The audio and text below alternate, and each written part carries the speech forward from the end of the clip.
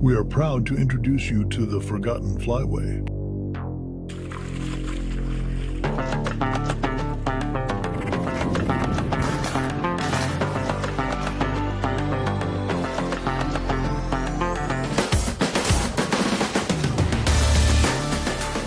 Bringing respect to the Atlantic Flyway name.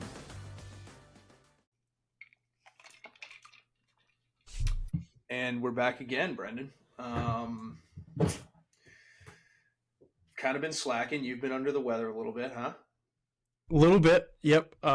We went to the Great American Outdoor Show, and you left with a pretty sweet shirt, and I left with some germs, apparently, because I was pretty sick for a while after that. But here we are, back recording.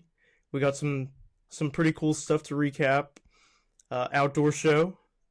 I got to go on what might have been my last goose hunt of the year, potentially. Mm-hmm. And we have some viewer questions to get to later. Yeah, I think some of those viewer questions are perfect. But the Great American Outdoor Show, let's start there, dude. I hadn't been back since I worked it probably 6-7 years ago now with IWAM outerwear.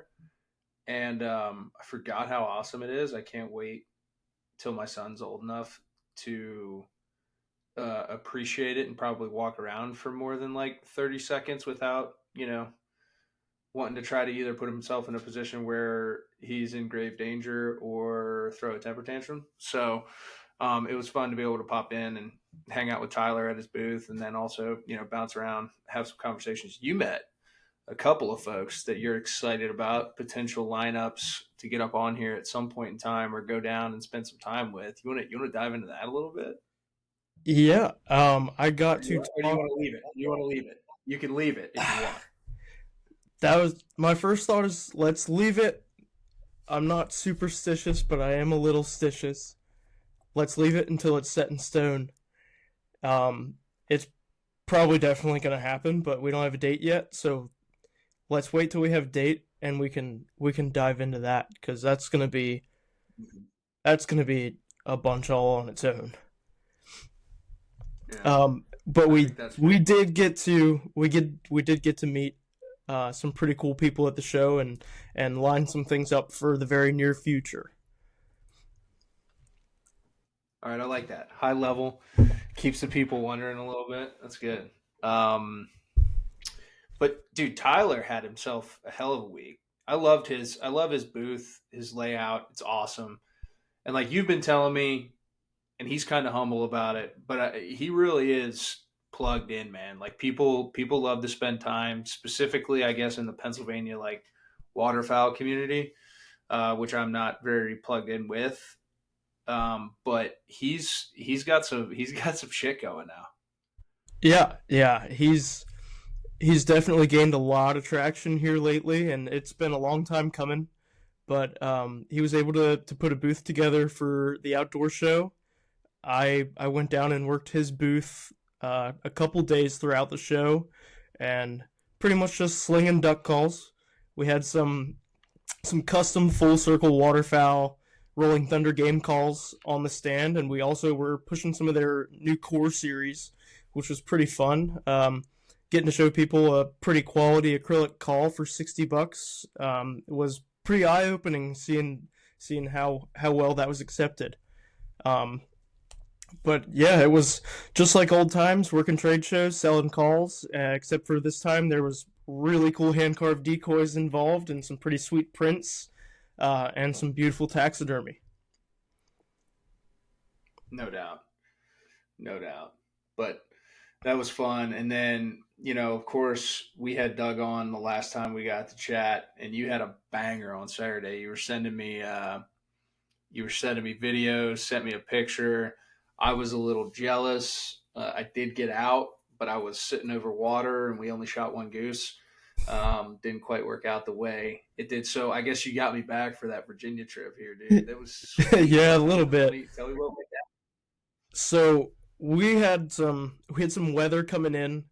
We went to a field that we've been saving. We knew there were some geese there. We have not shot it up yet. There was I don't know, probably maybe 200 geese hitting it, and we were getting some weather that was going to push in. It was supposed to be a lunchtime storm cell, which, um, as you know, it can produce geese before, during, and potentially even after, depending on how long it lasts.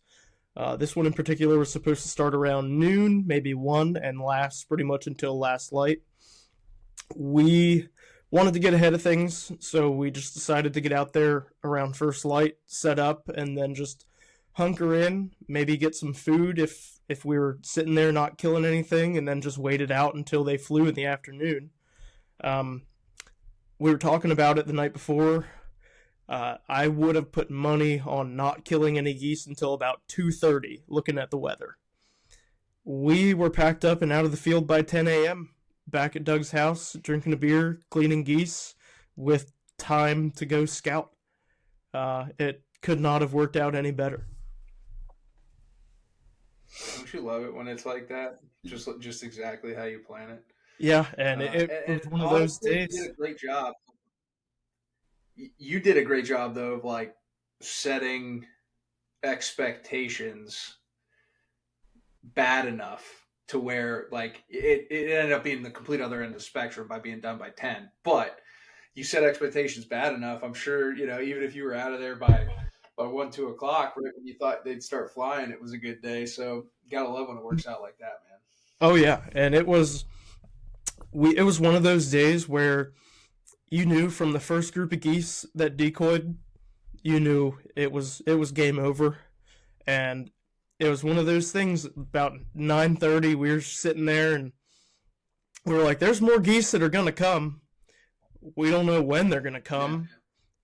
You guys good with what we got? Few shy? Yeah, let's get out of here and get some food." It was it was really fun, quick hunt with great company, and Yeah. I was happy with what we had. It wasn't one of those days where you wanted to be over greedy and stay and grind out 3 more geese.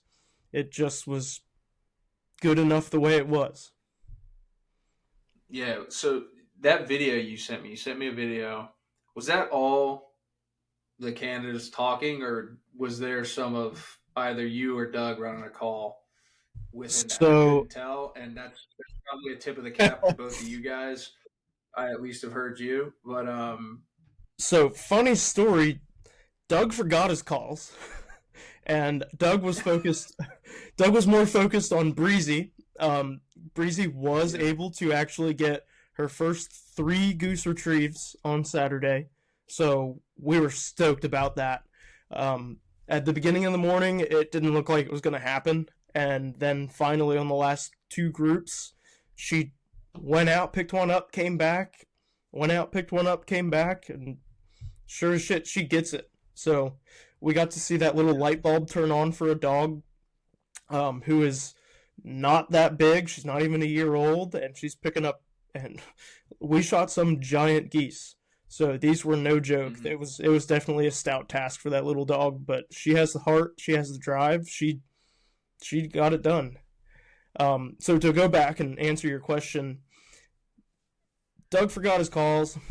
I was running late, which, hey, that's on me. I wasn't ready. I was still picking brush in the tree line when I sent you that video, and I saw 6 geese go out front. I heard someone hit a call, and I looked up. There's 6 geese coming kind of towards the decoys, and they needed a little bit of work to get them to really commit. And that was actually Sam Palumbo and Colson Bittner in that little clip. We'll see if we okay, can't figure out how to insert that little clip in here, but that was the first group of geese of the day. Doug and I were still back behind the blind in the woods, taking care of some things, hiding gun bags, and picking some more brush for the A-frame. So, yeah, if we were all in there, we probably would have wiped out all 6 geese, but I think they got 3 or 4 out of that first volley. But that good, was that was about as good. good as it gets. That was picture perfect, and they were gonna finish on a corner, and Sam and Colson both realized that. They read the birds, saw the body language saying, "Hey, We need to do something to pull these geese and center them up. And they both got on the calls a little bit, did a little bit of team calling. They didn't step over one another, but they were aggressive and assertive with the geese to pull them towards the center of the hole. And man, did they ever finish perfect. That's awesome. That's awesome. Reason I asked that is we have been getting some good feedback from what we've been producing up until this point. I use producing lightly because I'm the one that's trying to edit all this shit, and still a little bit above my pay grade, but I'm figuring it out. But Joseph Karuba wants to know what calls you run specifically. So right now on my lanyard, I'm running my goose call is a Moltgear Triumph with a really nice crack in the insert. It's probably due for replacement here shortly, but I really like that. The Triumph, Moltgear by Scott Trinan. They're out of Minnesota. My single reed duck call is also same brand, Moltgear, Old Riverman. It's African Blackwood with an acrylic insert. I'm also running for a double reed call that is a little bit on the more finessier kind of soft side. It's actually a Haydell's variable tone Mallard 90 VTM 90 insert in a hand-turned PS Alt style barrel that I turned hedge. It's nothing special, but it just gives me a little bit more meat to the bone with that call, and helps me achieve what I want to with that. And I always have a Drake whistle on me as well. Not really partial to any particular brand, but Drake whistle is a great tool to have in the bag. No doubt. All right, that's awesome. Hope you got something out of that, Joe. And I hope you're not mad that I called you Joe.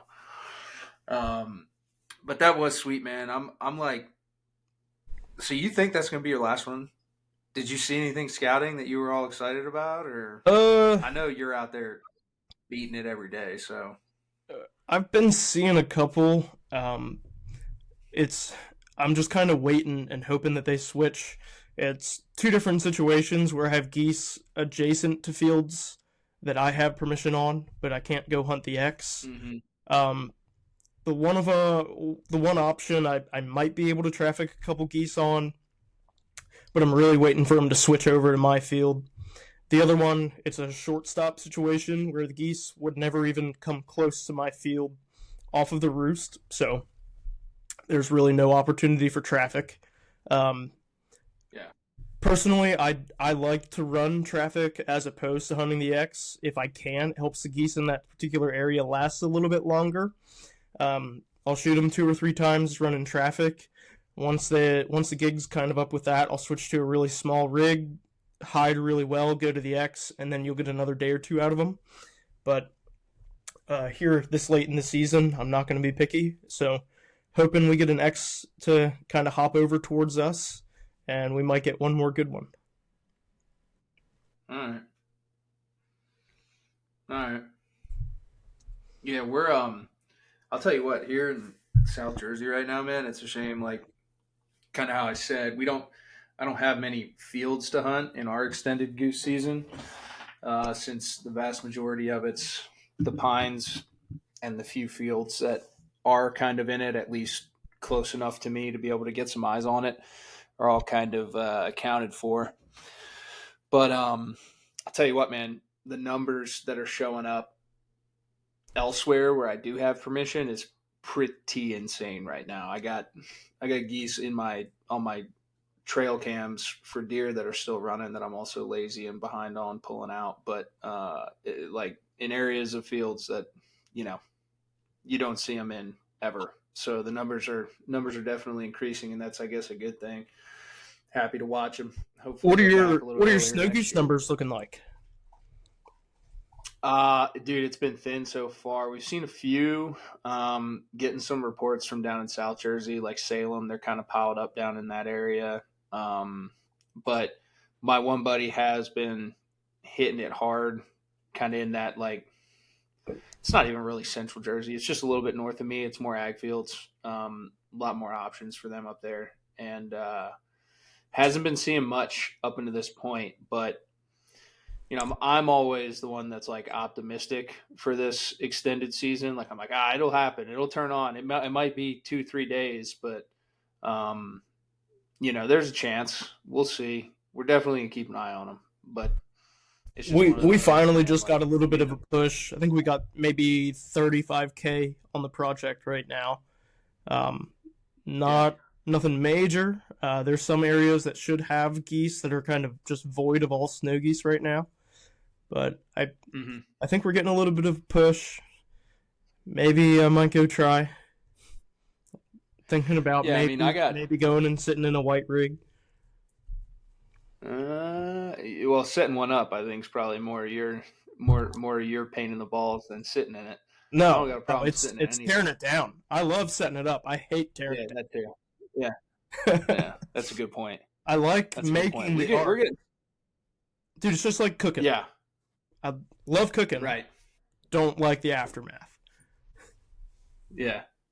Yeah, well, it's funny. My wife, we try to do the whole cook and clean. Someone cooks, someone cleans, and it ends up being, clean while you're cooking type of thing. But dude, we're getting snow right now, so I mean, this whole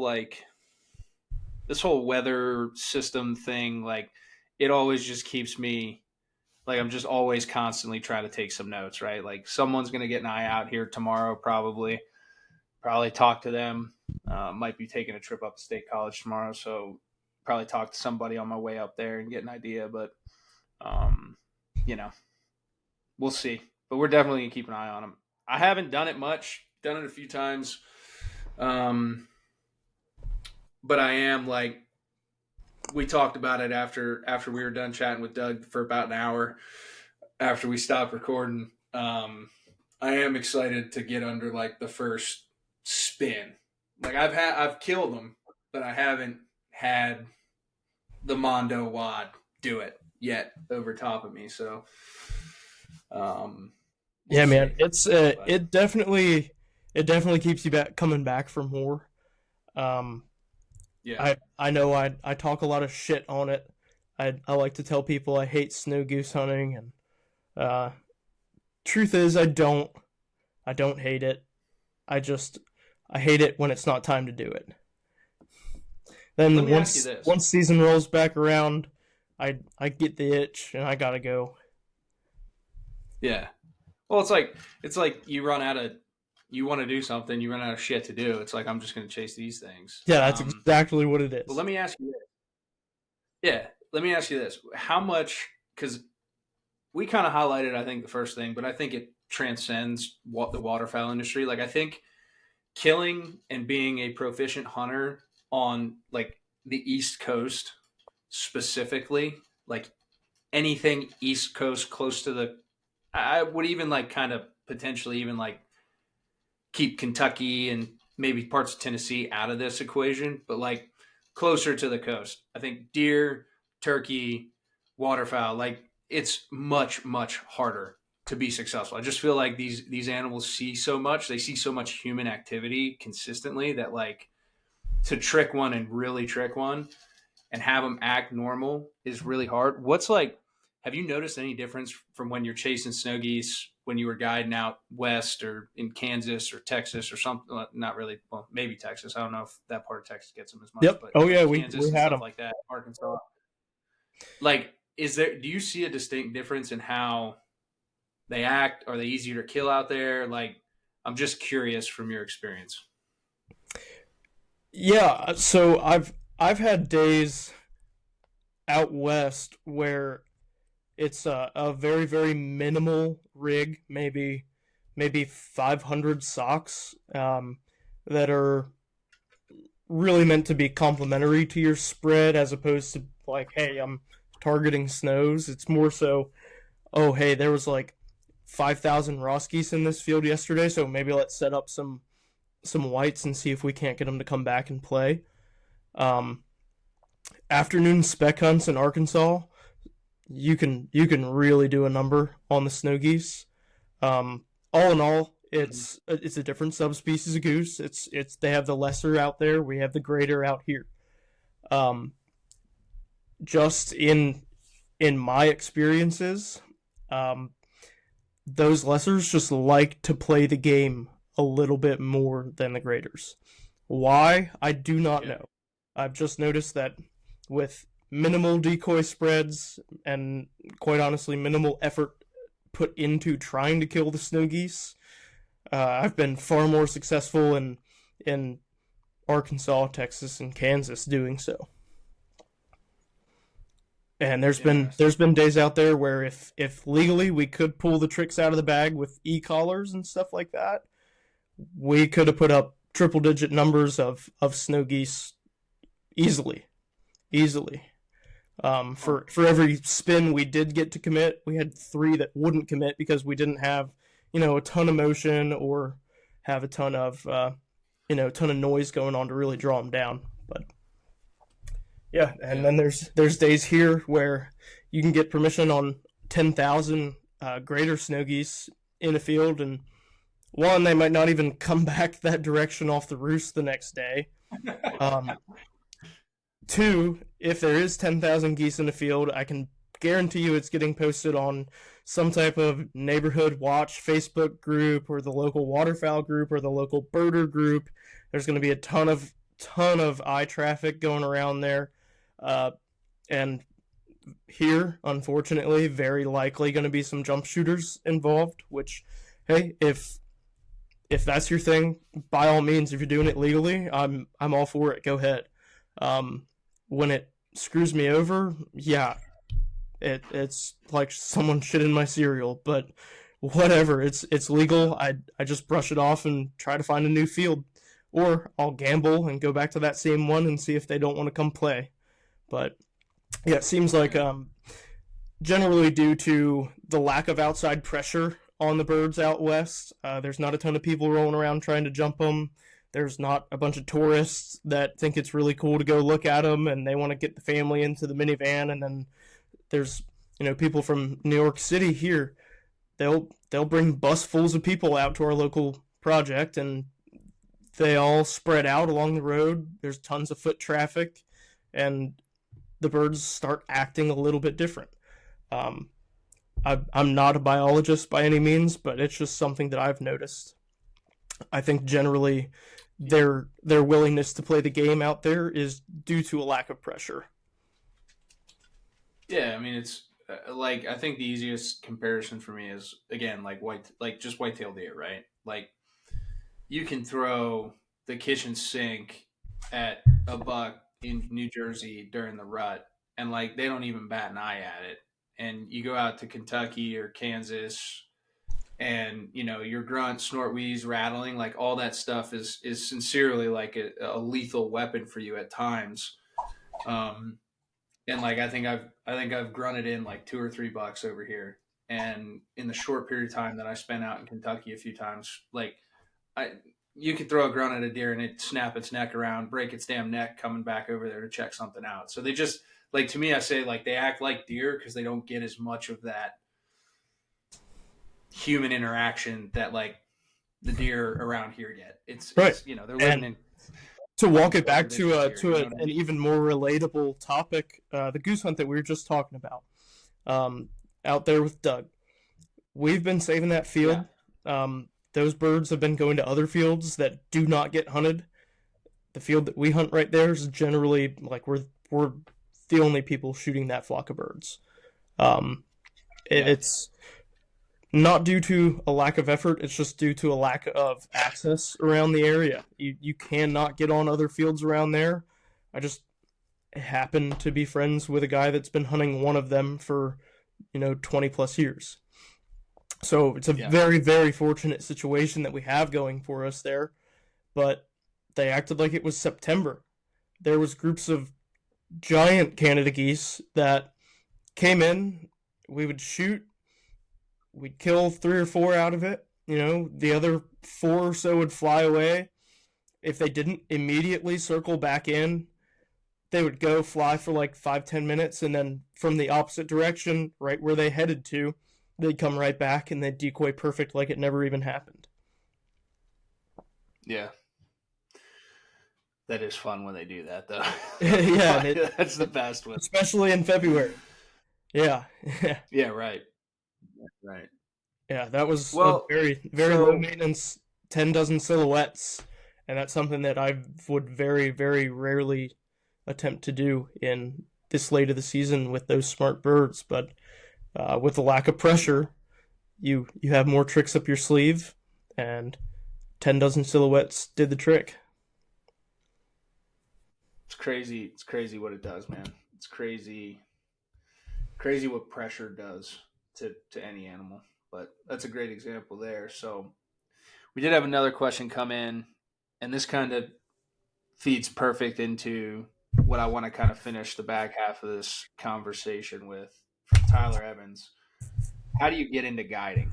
And I wanted to make this a theme, like taking your history. We touched on it a little bit, having been out west. You have your own guide service now. Just talk about let's talk about how you got into it, what motivated you to get into it, some of the hurdles, roadblocks, obstacles. I'm throwing the whole kitchen sink at you right now, so I hope you remember this. But the hurdles, roadblocks, obstacles, and stuff like that. And then I think specifically to answer his question more so, like, let's take it from an angle of when you're hiring somebody or looking to hire somebody, like, what's the easiest way to break in some good habits? I'm sure that these habits are going to cross over into like corporate regular behavior of somebody who you want to be with, hardworking, all that stuff. But I'm actually curious to see this because I know that it sometimes varies from state to state, guiding license versus something like that. So like throw it all into me, what you got, like how you got, let's start with how you got started. I'm sorry, I'm long winded. Yeah, yeah, no, this is Had a lot going it's on. gonna be it's a lot to unfold, so we can take this step by step here.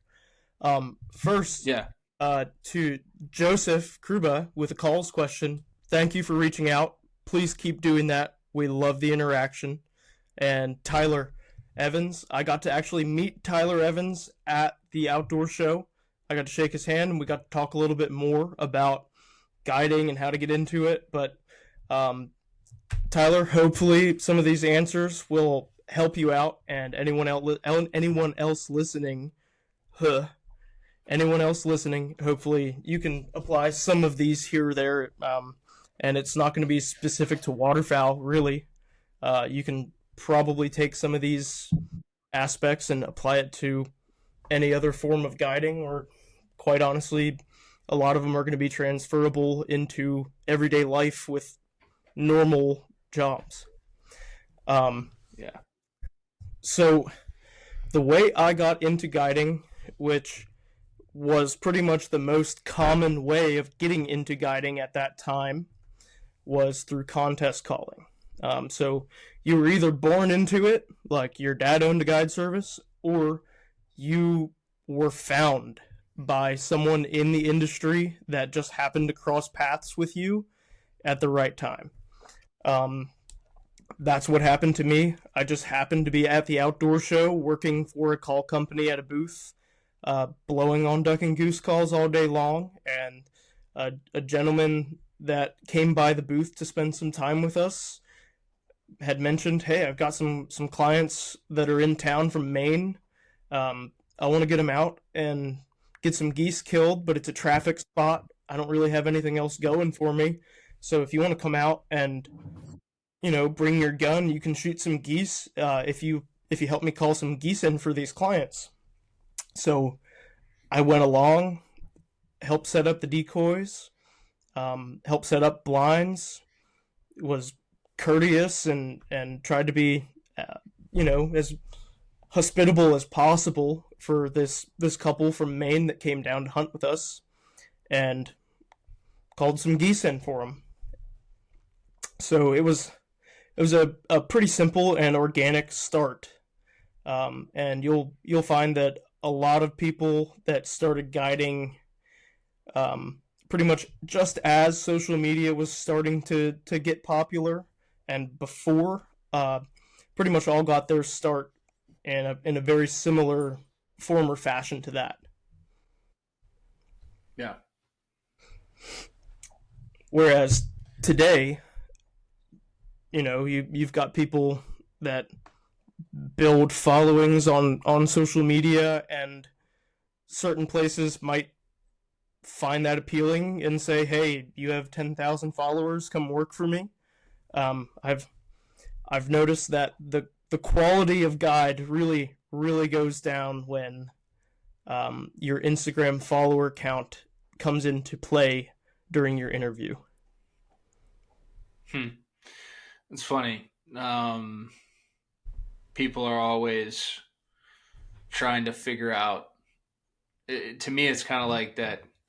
I might be speaking out of the side of my neck right here, but it seems to be one of those things where it's like someone's trying to get rich quick, like trying to get as much exposure as possible, and they think it's going to be like a one-step solution. But I think what you're kind of hitting at is like building a body of work on success, and not even really just success, but just like you said, being hospitable, like having a good time.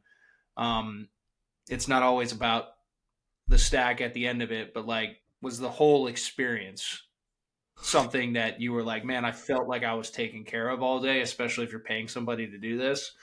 So that's super interesting. So you guided this couple from Maine, and then did that lead to, because of all the things you mentioned, did that lead to an opportunity to be a full-time guide for this gentleman? Yep. So it wasn't necessarily a full-time gig, but it definitely blossomed into more work on a fairly consistent basis. And that's really what helped open my eyes to how big of an industry it really was.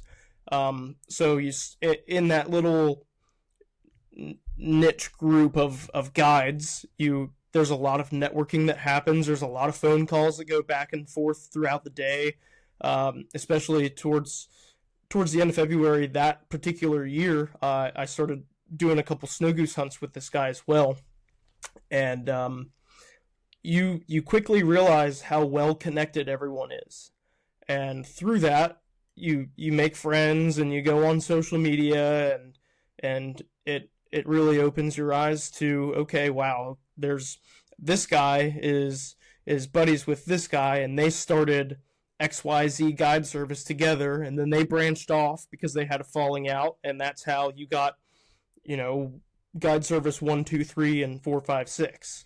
So it's interesting to see the web that kind of happens when certain people start guiding and just take their course of their guiding career and see what it blossoms into, or some people unfortunately crumbles into. But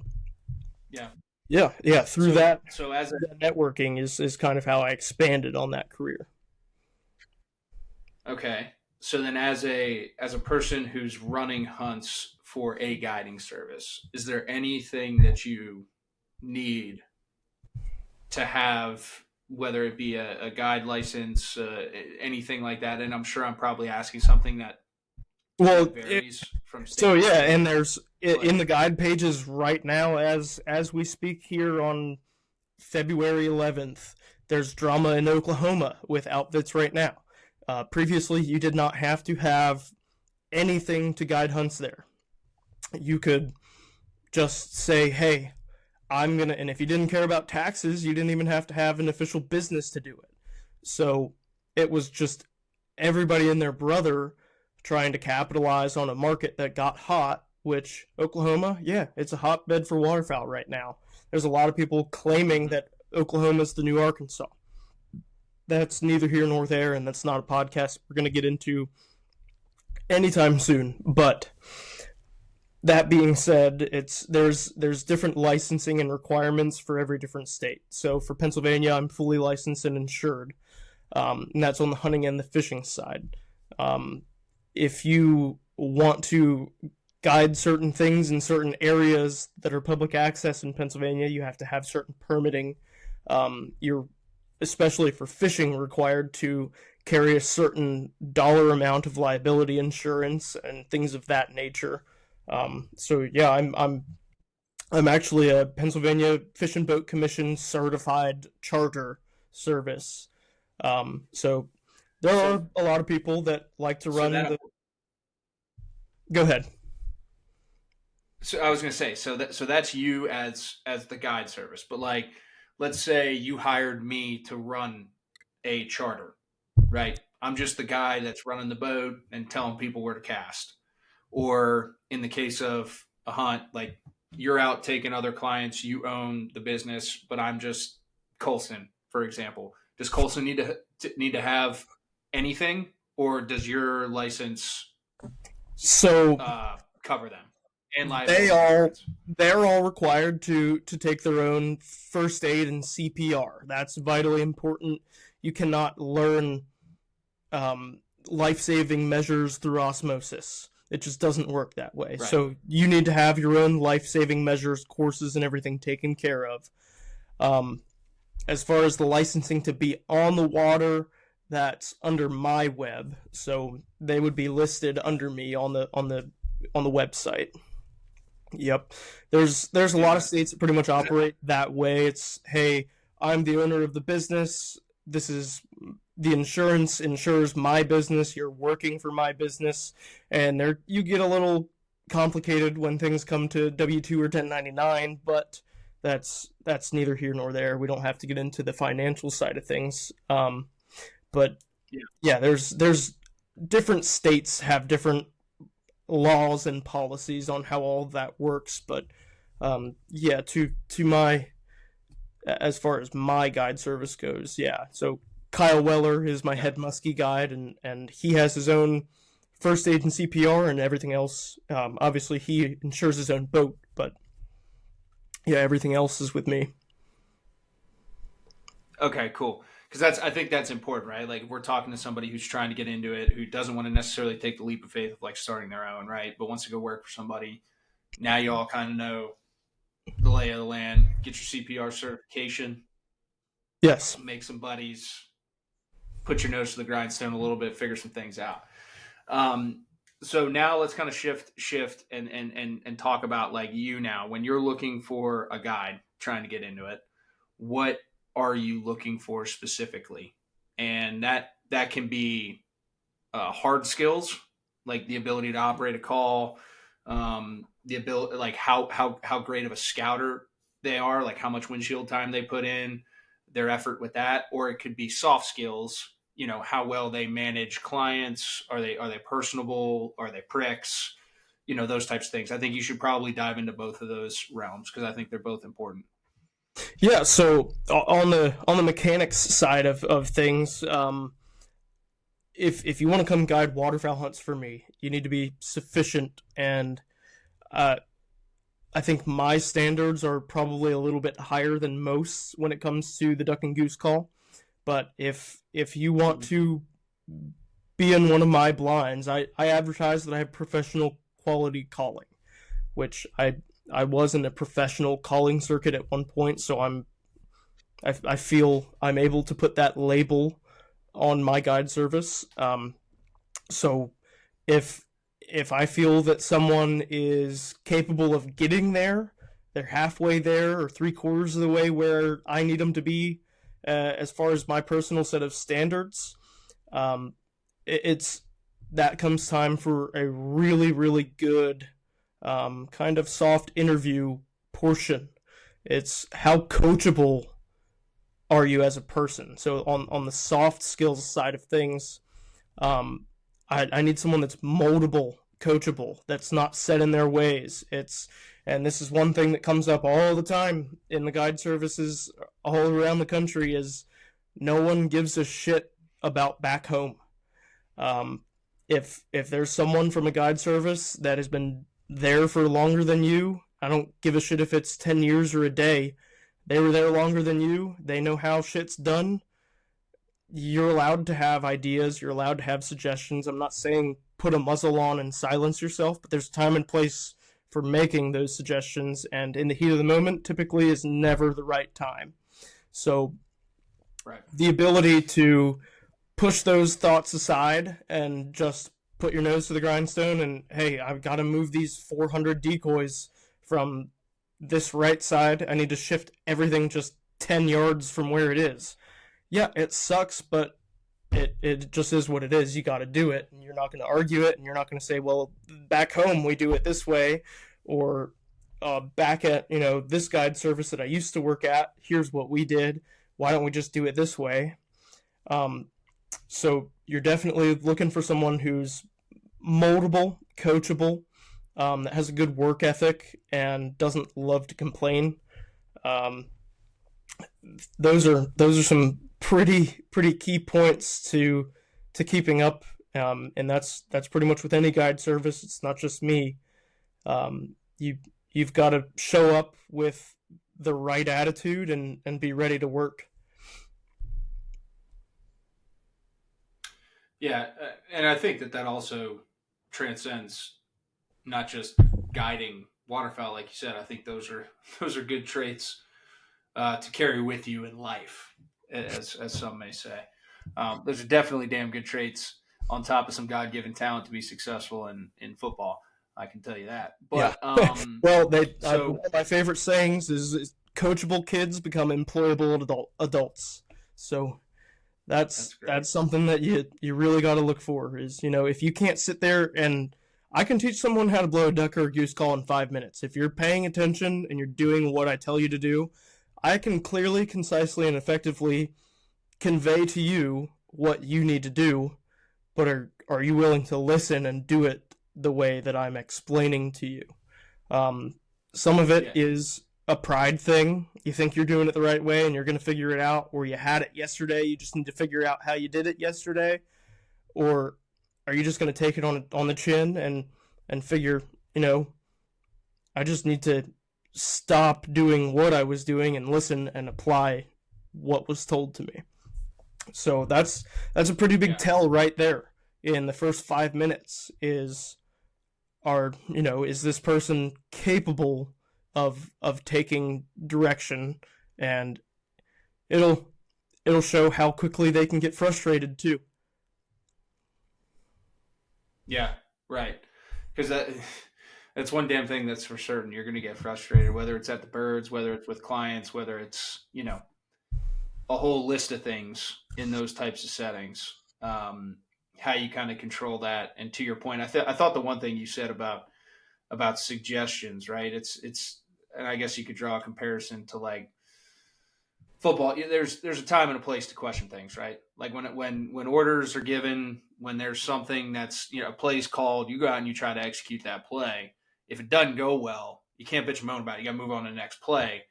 Then there's time to come together and say, hey, what went great about this hunt? What went wrong about this hunt? What would we do to make better? Or for example, or just what went great with this group? What went bad with this group? How can we manage that better?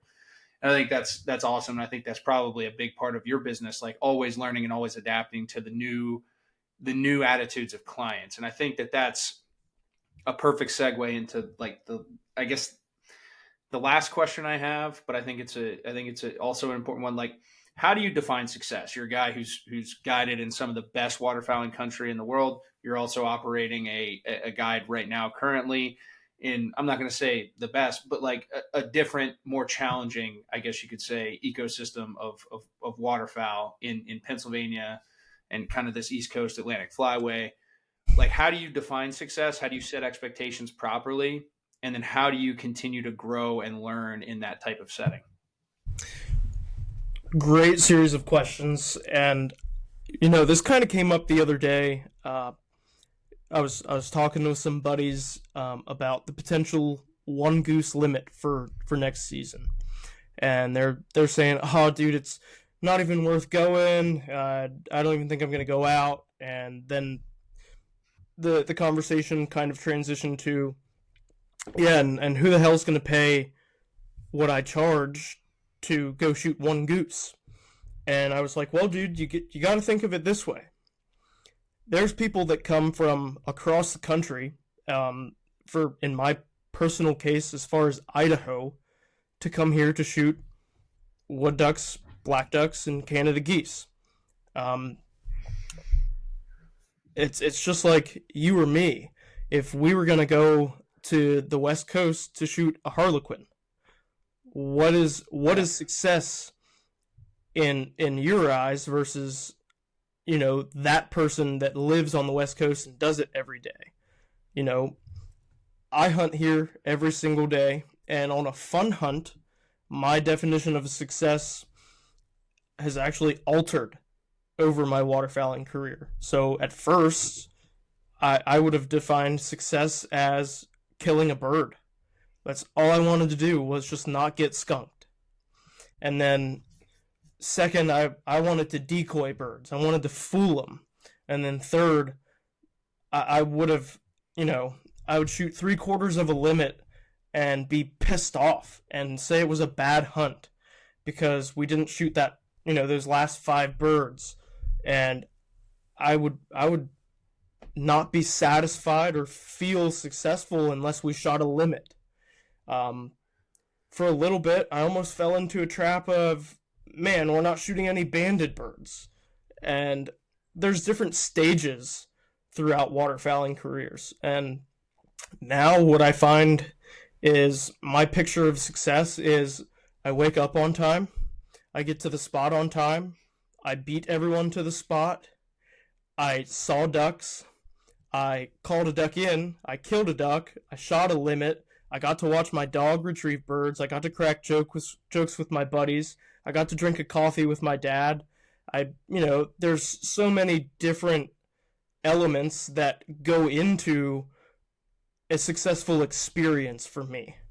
But like I said, there was a time where if we were 1 bird shy of a 5-man limit, I'd have been pissed off. I wanted that one more bird.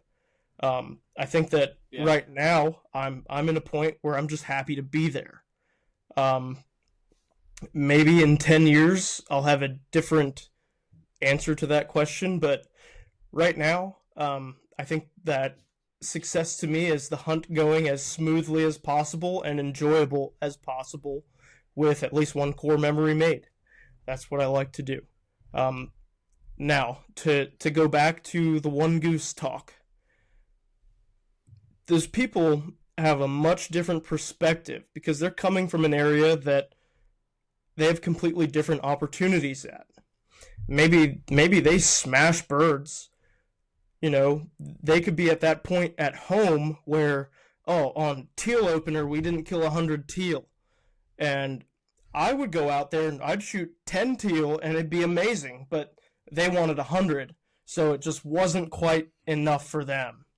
But they come here and they shoot one massive honker that is 30 times the size of the teal that they normally shoot, and it's the one bird they wanted for the wall, or the one bird that they needed to complete, a certain achievement that they wanted for a certain list of things that they're trying to knock out, whether it's a bucket list or a species list, or, they just wanted to go with their boys and, maybe they shoot specs all the time and they wanted to shoot honkers. So I think individual perceptions of success vary, and they vary very steeply between people, and my target market is those that want that, they want that one goose. It's all I got to offer.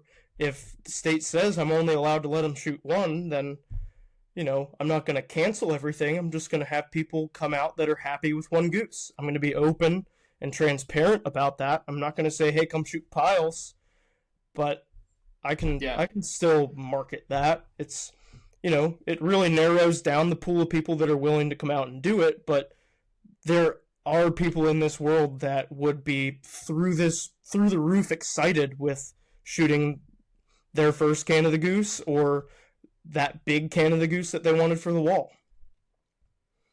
Yeah, so I think that's important. So, and it kind of leads me to another point, like just communication, right? So how transparent are you? Do you spend a lot of time trying to get to know if somebody just calls you and says, "Hey, I want to book a hunt," is it cool? Here are my dates, pick one, or is it like, "Hey, what are you looking for?" Like, do you have a series of questions that you go through when somebody calls, like that helps guide you to what their, I guess, definition of success may be? And that might lead you to one spot over another, or once just, it kind of like, to me, that's a very simple question. That's a very simple answer. Like, I'd be like, of course, like I want to get to know what you're trying to get out of this so I can best service you. Is that something that you do on a regular basis? So you would assume so, but a lot of times I don't have to. A lot of my clients come from referrals and they know exactly what they're looking for when they call me. So Right. it's the typical phone call is, hey, I want a wood duck for the wall, or hey, I need a black duck off my species list, or hey, I want to shoot giant honkers. I've never experienced that before. And I have a lot less of those. Hey, so I'm thinking about duck or goose hunting. What do you got? Mainly because I'm Yeah. not in an area that people think of when they say let's go on a waterfowl hunting trip. I'm Right. a much smaller market than that in a broad sense. So yes, I do have a general list of questions I like to ask people. Typically starts out with, hey, where are you from? What do you like to hunt while you're at home? How much experience do you have with X, Y, and Z? Now, I do that because you have to think not everyone is, one, fortunate enough to be in great health. Maybe they're struggling with some issues, whether that be a wounded veteran situation that has accessibility issues. Do I need to accommodate someone that's on a skid chair, track chair? Do I have an elderly gentleman that can't walk a mile into a spot, or might not do very well walking through a muddy section of river with waders on? Do I have kids coming along that, I have to be mindful of water depth and flow? That might not be a safe idea to have those kids in that area. There's several different controlled variables that a lot of people oftentimes overlook that I feel it's pretty important to ask as many questions as you can, just so you can, one, get to know what you're getting into, so you can be as prepared as possible for them to come into town, but it also builds rapport with these people. I think that entertainment and hospitality are two of the biggest controlled variables when it comes to running a guide service, and if you can't get to know your guests and your guests can't get to know their host, well, you're just putting up a giant roadblock. Yeah. Damn, dude. That's awesome. Like I said, I got to kind of experience it firsthand with you, so I kind of know how you run it. Might have been a slightly different situation. I guess to close this out, what has been your most memorable experience as a guide? You talked about core memories. Like, is there one hunt that you got to guide somebody where like you made a core memory that like impacted you? There's so many different experiences that I've been a part of, that come to mind right off the bat. Good, bad, heartwarming, ugly. I've had tears of joy and literal tears of sorrow cried in the blinds that I've been guiding out of. Everything from engagements, kids' first ducks and geese, dad's or grandpa's first ducks and geese, 3 generations of men in one family joining together. I've been a part of business deals, a fly on the wall for business deals, a fly on the wall for a guy asking his soon-to-be father-in-law's hand. There's just so many different experiences that none really stick out. There was one in Texas. We shot 97 birds in one day. A gentleman by the name of Robin from either Tennessee or Alabama had a group of high school kids from Tennessee who had previously won the Tennessee State. And if you're listening and you were on this hunt and I botched this, I'm sorry. They were competitive shotgun shooters and they won maybe the state championship. And a couple of them had qualified to move on to nationals and things of that nature. I'm not exactly sure how it works, but they were shooters. They could really knock them down. and they didn't really have the best quality hunting at home, but they shot claybirds all the time. But when they would go out hunting at home, they would kill a couple here and there. And I had them for 3 days. And man, it was, first of all, the lowest maintenance 3 days I've ever had, because Robin made these boys all pitch in. There had to have been probably 6 or 7 of them. Man, I felt like I was on a guided hunt half the time for all those boys doing all the work. They were carrying bags of decoys and tearing stuff down and putting the blinds up and folding stuff up and getting everything all buttoned up after the hunt. Man, it made me feel spoiled. And the fact that I was actually, it was one of those moments where you sit back and there's chaos going on, but you're I'm really blessed and thankful that I'm doing what I'm doing right now. It was one of those experiences at one point over those 3 days with that group. But their first day, man, we smashed the ducks and geese.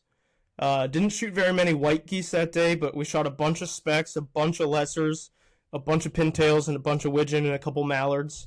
I think we shot maybe 75 birds that day.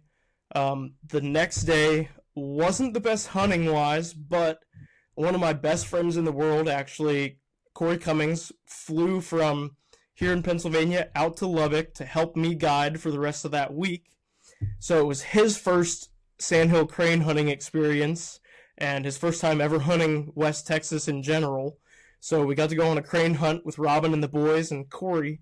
I think we shot maybe 7 or 8 cranes, and a lesser came into the crane spread that day.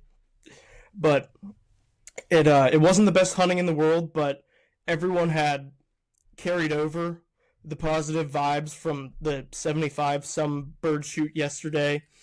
And then I went out scouting with Corey that evening, and we rolled past a field that probably had 20,000 snow geese, 40,000 lessers and specks, another 25,000 cranes, and more ducks than I could honestly even attempt to tell you.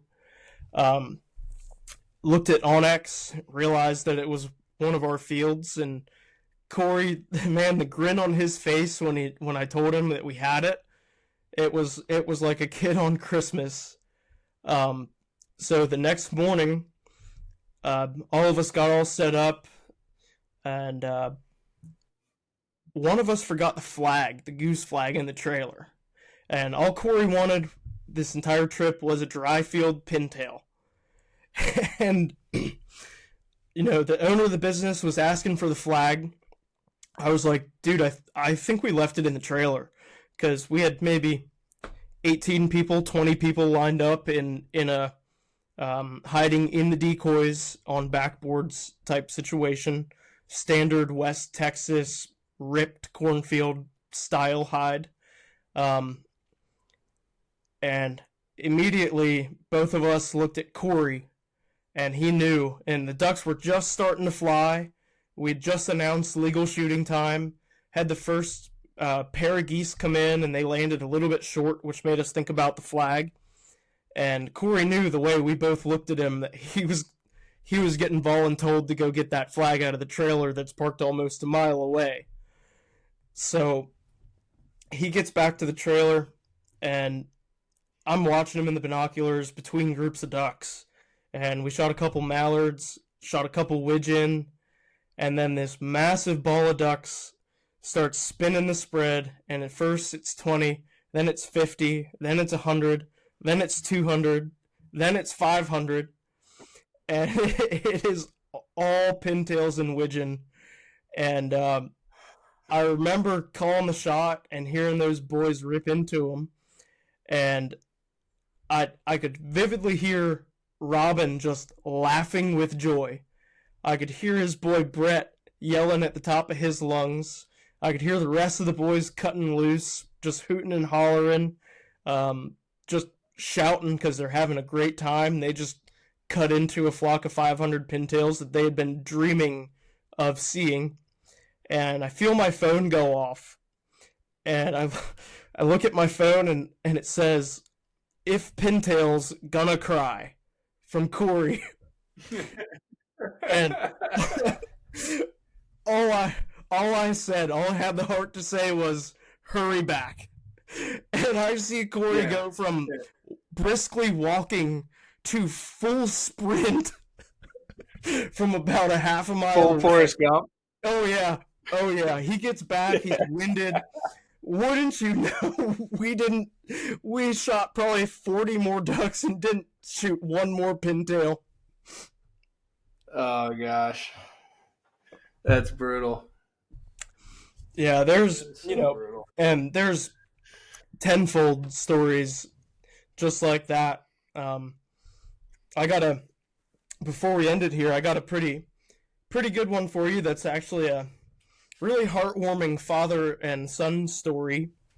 And if you know me and I've told you this story, you all know it's not exactly heartwarming. But I had a father with middle-aged, and he had a 14-year-old and a 12-year-old with him. They roll into the lodge the night before the hunt, and I get assigned to them. I go out to their truck, help unload their bags, take them all to the mudroom. I go and show them their bedroom. I show them across the hall where their bathroom is, and I say, I hope you're excited to be here. I'm surely excited to take you out in the morning because it's looking good. And the dad is like, yeah, we've only duck hunted a time or two before, and it hasn't been the greatest. So I had to go to, this was in Augusta, Arkansas, and he said I had to go to the best place on earth to shoot them. So I came down here, and I think they were from Indiana or something of the sorts. He pulls me aside after dinner, and he's like, hey, I'm going to throw a little bit extra on your tip if you can help me out with a little situation I've got going on here. And I'm like, yeah, you don't have to worry about the tip. I'm here to help you. And he's like, well, just come with me. And I see 3 brand new shotgun boxes with 3 brand new shotguns, 2 of them still in the plastic, 1 of them in a bunch of pieces on the floor. And he's like, man, I just cannot figure these things out, and I really was hoping you would put them together for me. He's like, I'll pay you if you put them all together right now. And I was like, sir, you don't have to pay me. I'm just going to put them together for you. We'll just leave it at that. I'm happy to help. If you're going to kill ducks with them, I'll put them together. So fast forward to the next morning, out in the pit blind. 10 minutes before shooting time, I'm going to give my safety speech. So sit the 3 of them down. We're in a pit blind. I'm on the far right. The dad's on the far left. I've got the younger son next to me because I'm coaching him. Dad's supposed to be coaching the older brother.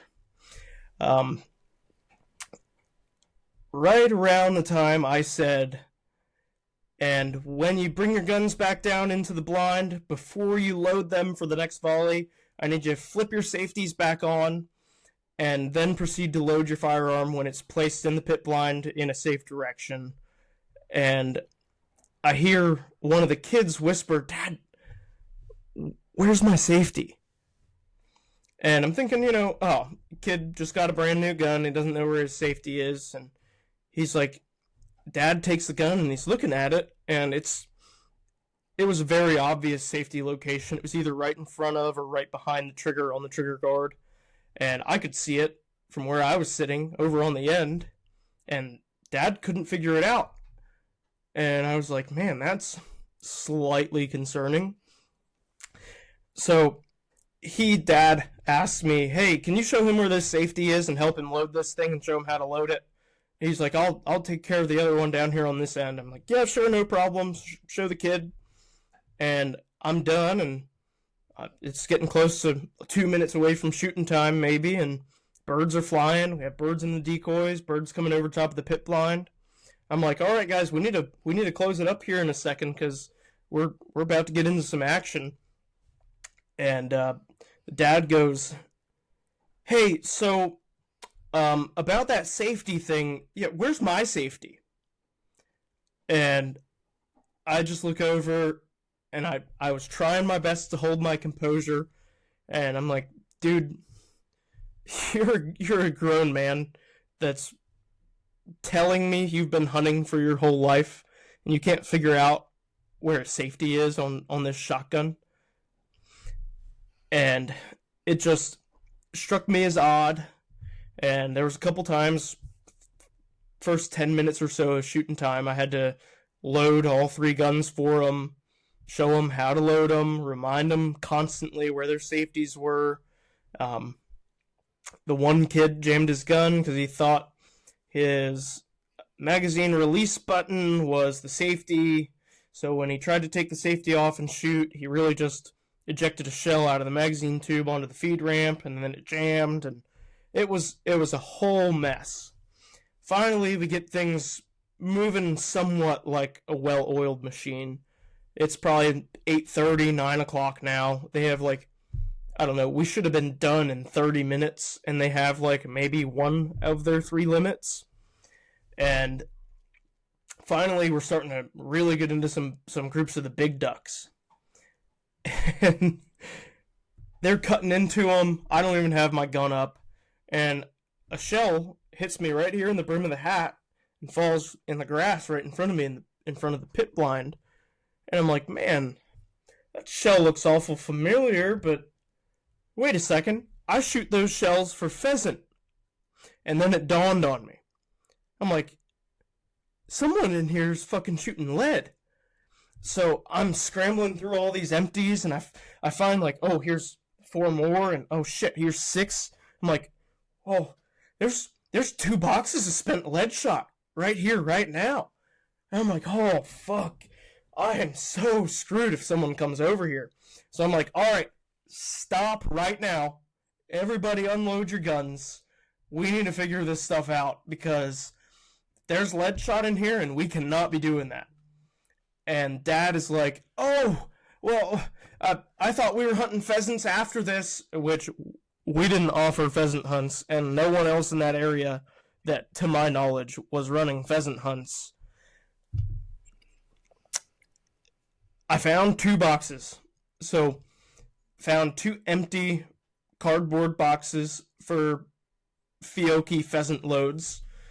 We counted, made sure we had 25 in each one. And I said, okay, I'm going to run these back to the truck. You guys do not load your guns until I get back here. We're going to proceed like this didn't happen, but if you guys try to do anything like that again, we're calling the hunt. Like, I don't know if it was intentional or if it truly was a mistake, but if there's any more of that shit, we're done. Couple minutes roll by, shooting a couple more ducks, might have a limit and a half now, maybe 9-10 ducks, and here comes 20 gauge lead shot. At first it was 12 gauge, here comes 20 gauge lead shot. I'm like, one of the kids is shooting lead now. So I'm like, alright, show me your, and before I made them show me all their boxes. They had a bunch of Black Cloud boxes, and there was only the two boxes for the Fiocchi. And I was like, okay, we got rid of that. I verified visually that all the other boxes were labeled as non-toxic. They were. This dude replaced all of his steel shot shells in the steel shot box with lead shot and was trying to lie to me about it because he thought he was going to kill more ducks by shooting lead. So not only after being warned, he tried to lie and hide it by disguising it in a separate brand's box. And we called that hunt right then and there. And to be honest with you, it probably ruined waterfowl hunting for those 2 kids. And that still really bugs me to this day. But yeah, that was one that got me pretty pissed off. They were asshole client of the month award for a long time. Yeah. Well, I think that's a good one to end on. You got good ones, and you got some rotten eggs, man. And I think that's part of guiding, right? So you want to be a guide, huh? So you want to be a guide. That's You got to awesome, be man. able Well, I to handle. appreciate you chopping it up. Yeah, you got to be able to handle all of it. But, dude, I appreciate you chopping it up. You timestamp this. We'll get this thing out, and I'm looking forward to next week.